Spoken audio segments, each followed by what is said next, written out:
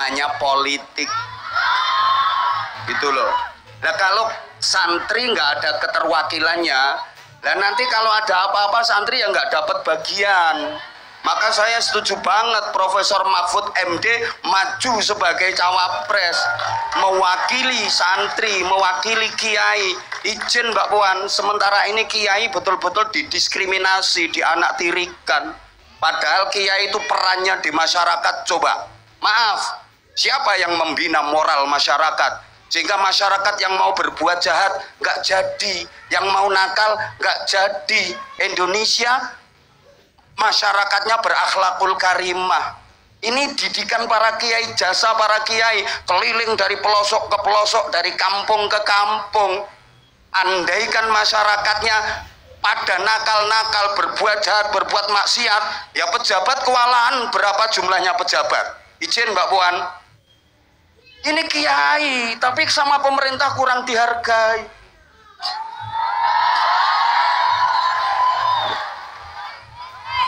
Wali kota, bupati aja dapat mobil dinas.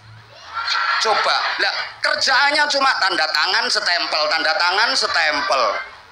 Kiai dapat apa coba?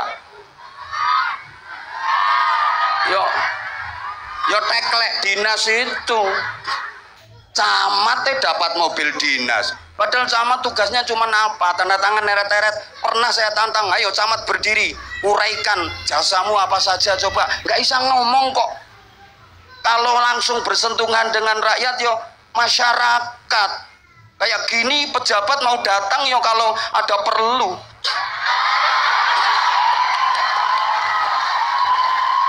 Profesor kalau nggak terima silakan tinggalkan tempat sekarang juga. Yang saya ngaji sama jamaah. Sekalian Mbak Puan, tinggalkan tempat gak apa. Loh, tapi kan ada petugasnya. Lah kalau langsung ada masalah kecil pusat, ada masalah kecil pusat, yo nanti yang kecil-kecil kayak Mas Eri, Gus Yani lah kan duwe penggawean. Makanya delok bupati metengkrang gak wah apa-apa. Nek itu dapat mobil dinas kok. Lah sementara kiai nggak diperhatikan belas kok. Guru-guru dinia, guru-guru TPK itu Prof, nanti tolong diperhatikan Prof. Itu yang terus lagi ini mumpung ketemu saya punya usulan. Halo. Meneng kita, makanya kita berdoa dulu ya. Saya sampaikan terkait doa. Nanti politiknya Rasulullah seperti apa? Bagaimana memilih pemimpin menurut Rasulullah.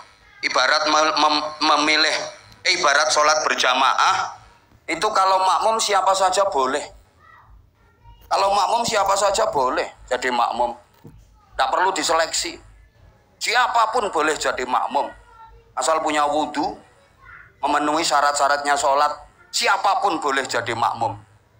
Wong belah-belah, wong oon, anak yang belum balik, boleh jadi makmum. Tapi untuk jadi imam, lo harus selektif, gak sembarangan. Di antara nih, maaf. Pertama, yang paling pinter di bidang fikih. Nah kalau presiden itu, kalau presiden, wakil presiden, ya yang paling pinter dan pengalaman di bidang pemerintahan. Tentu harus seperti itu.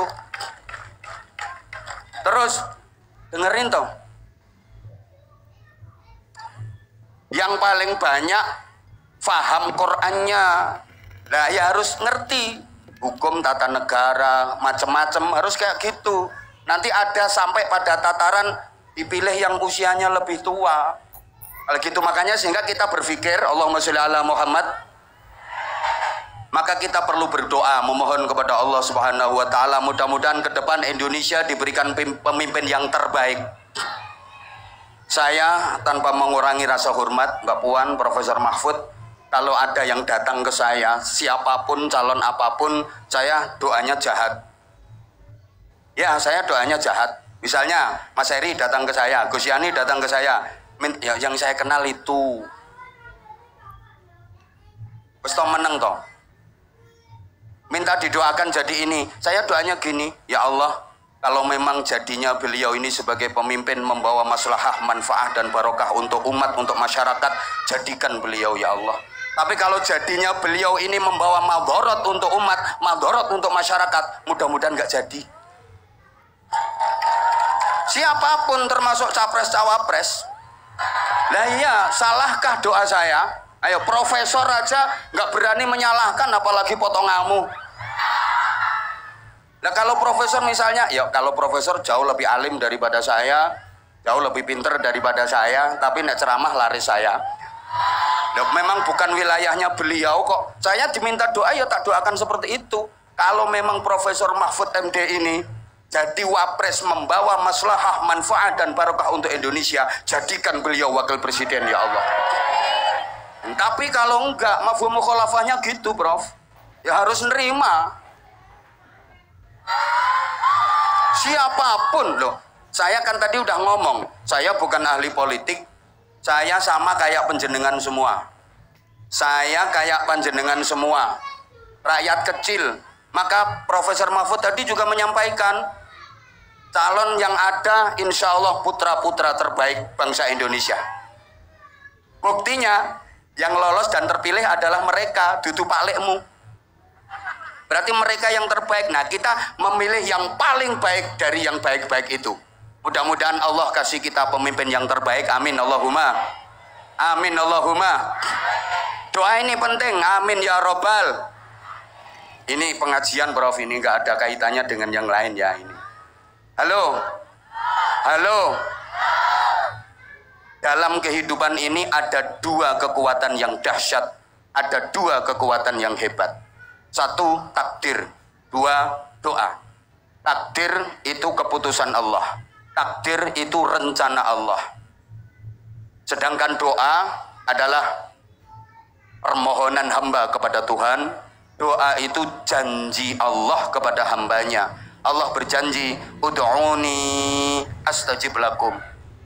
Berdoalah kalian kepadaku, maka aku berjanji akan aku ijabah, akan aku penuhi doa dan permintaanmu. Dan Allah tidak pernah mengingkari janji. Maka doa sangat kuat. Allahumma sholli ala Muhammad. Saya ulang, takdir itu keputusan Allah, rencana Allah, sangat kuat. Doa itu permohonan hamba kepada Tuhannya. Doa itu janji Allah, dan Allah tidak akan mungkin mengingkari janji. Sangat kuat. Takdir kuat, doa kuat. Dari yang sama-sama kuat ini, mana yang lebih kuat? Ternyata para jamaah, Allah sering merubah rencananya demi memenuhi permohonan hambanya. Saking cintanya Allah sama hambanya, saking sayangnya Allah sama hambanya, sampai-sampai Allah sering merubah takdirnya demi memenuhi doa hambanya. Dirubah dengan takdir yang baru. Yamhullahu ma yasha'u wa yuthbit wa indahu ummul kitab. Jadi ternyata keputusan Allah itu masih bisa diganggu gugat. Pakai apa? Pakai doa. Ad-du'a yaruddul qadha. Doa itu bisa menolak keputusan Allah. Nah, keputusan Allah aja masih bisa diganggu gugat. Masa keputusan MK nggak bisa diganggu gugat?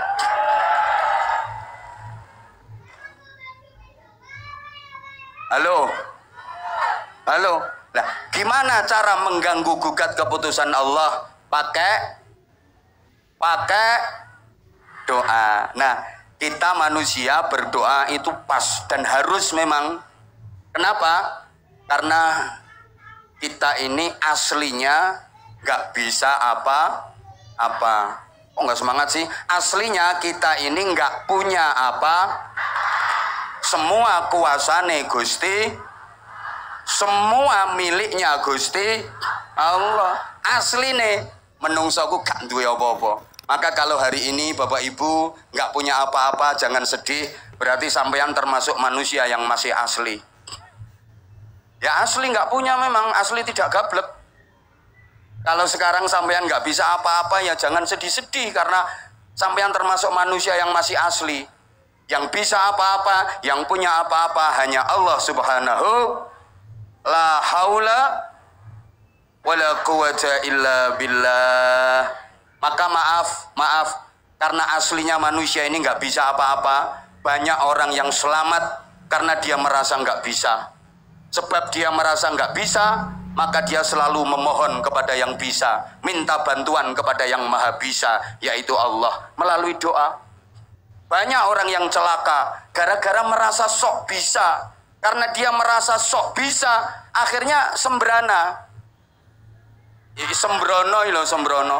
Akhirnya dia ceroboh, gak mau minta tolong sama yang bisa, gak mau berdoa, akhirnya sengsara, akhirnya celaka. Maka jangan pernah menyepelekan doa. Doa silahul mu'min. Doa adalah senjatanya orang mukmin. Namanya senjata, meskipun bahannya biasa-biasa saja, kalau dirawat, sering diasah, lama-lama tajam. Betul? Meskipun doa kita biasa-biasa saja, tapi kalau kita istiqomah memakainya, kita bermohon kepada Allah dengan doa yang dianggap biasa-biasa saja, itu bisa tajam, bisa jadi ampuh. Sebaliknya, senjata meskipun bahannya istimewa, tapi kalau nggak pernah diasah, nggak dirawat, lama-lama karaten. Bahasa Inggrisnya the tayang. Ada doa yang katanya istimewa, ijazah dari syekh beneran, bukan syekh lor, syekh kidul, syekh etan, syekh kulon. Tapi nggak pernah dipakai, ya karaten. Moga-moga paham. Paham gak? Nah, setiap kita berdoa, hakikatnya dikabulkan nama Allah. Cuman kadang-kadang Allah dalam mengabulkan doa itu tidak sesuai dengan apa yang sampean minta, dikasih dalam bentuk lain yang menurut Allah itu jauh lebih baik bagi sampean. Sampean mintanya A, tapi sama Allah dikasih B. Kenapa? Karena kalau dikasih A bahaya. Yang baik bagi sampean adalah B. Contoh, sampean kan sering minta kepada Allah, sering berdoa minta jadi orang kaya. Betul? Betul. Aman lek ndonga njaluk sugih. Saking aneh bahasanya diperhalus, ya Allah karuniakan kepadaku rizki yang luas, rizki yang lancar. Aslinya ya Allah sugih, aslinya langsung diperhalus ngono. Saya belum pernah mendengar ada orang berdoa, ya Allah berikan kepadaku rezeki sedikit saja, nggak ada. Tapi kenapa sama Allah sampean kok gak dikei sugih, sampean kok awet melarate? Karena menurut Allah sampean lebih baik jadi orang miskin. Kalau sampean kaya bahaya, wong sama nurung sugih medite ngono. Dah neo sugih. Kayak gini loh, maaf. Sampean punya anak kelas 3 SD, minta dibeliin sepeda motor. Sampean punya duit, kira-kira sampean beliin sepeda motor apa enggak? Dibeliin, tapi bukan sepeda motor, sepeda ontel, sepeda pancal, sepeda gunung. Kenapa? Menurut sampean, yang baik buat anak kelas 3 SD bukan sepeda motor, sepeda ontel. Bukan berarti nggak sayang, permintaannya nggak dikasih. Justru karena sayang, justru karena cinta. Kalau dikasih, bahaya. Understand? Understand? Ngono. Oke, nah sekarang udah. Kalau sampean berdoa langsung diijabah sama Allah, jangan merasa bangga, jangan merasa gembira dulu. Belum tentu itu karena Allah sayang sampean. Bisa jadi karena Allah gergeten sama sampean. Udah dikasih biar mingkem. Kalau sampean doa kok kayaknya lama nggak dikasih, jangan kecil hati. Belum tentu itu karena Allah benci sampean, justru karena Allah sayang sama sampean. Allah senang mendengar doa sampean, Allah senang mendengar tangisan sampean. Maka diperlambat sama Allah, ditunda, nanti dikasih yang lebih gede. Kayak gini, misalnya sampean lagi duduk di teras rumah sore-sore, terus ada pengamen mas, pengamennya itu udah tua, suarane welek, jebrak, nek nyanyi ngidune muncrat, ambune tengi, penguk 7 hari nggak mandi. Kira-kira sampean tunggu sampai lagunya selesai, apa langsung sampean kasih duit biar minggat? Langsung dikasih biar minggat. Maka kalau kita berdoa langsung dikasih sama Allah, jangan berbangga diri dulu. Boleh jadi karena Allah gergeten sama kita. Iki nek rata kei ra mingkem iki. Terus misalnya Mas, ada pengamen di rumah sampean, wis anaknya cantik, baunya wangi, suaranya bagus, lagunya enak banget. Langsung dikasih duit apa ditunggu sampai lagunya selesai? Nambah. Paham nggih? Paham nggih? Ayo coba kita sama-sama baca sholawat tibbil qulub. Ayo Gus Azmi, bareng-bareng. Allahumma sholli ala sayyidina Muhammadin lil qulubi wa dawaiha wa afiyatihi abdani wa shifaiha wa nuril absari wa ضيائها وعلى آله وصحبه وسلم اللهم صل على سيدنا محمد القلوب ودوائها